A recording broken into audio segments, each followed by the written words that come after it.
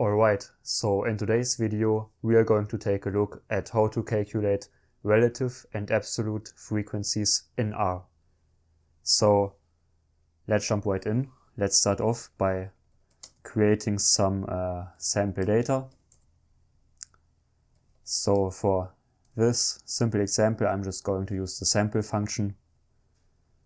Let's create values between 1 and 5.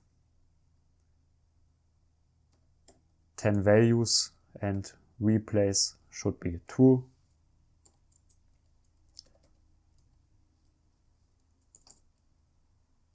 So down here we have the data points, and now we can go ahead and start off by calculating the absolute frequency. So let's name the variable absfreq, and to calculate the absolute frequency we can use the table function. So we say table and then we pass data, and there we go. So here we can see the value 2 appeared 3 times, and if we look up here, 2, 2 and 2, so that's correct. The number 3 appeared 3 times, the number 4 2 times, and the number 5 2 times as well. So these are the absolute frequencies, and we can actually go ahead and just plot them, and there we go. Next we are going to calculate the relative frequencies. So let's create another variable, and to calculate the relative frequency we use the function prop.table. And here we have to pass not our data set but the absolute frequency.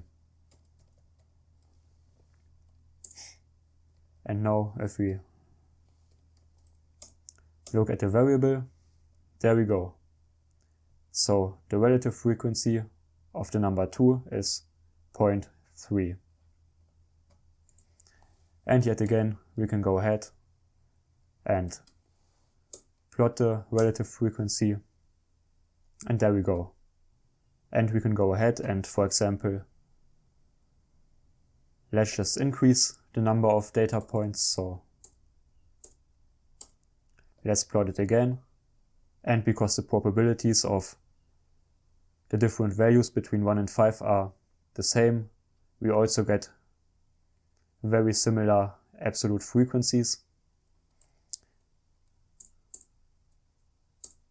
and of course similar relative frequencies as well. So there you go. I think that was fairly easy.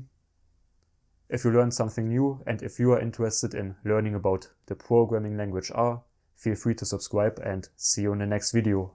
Bye.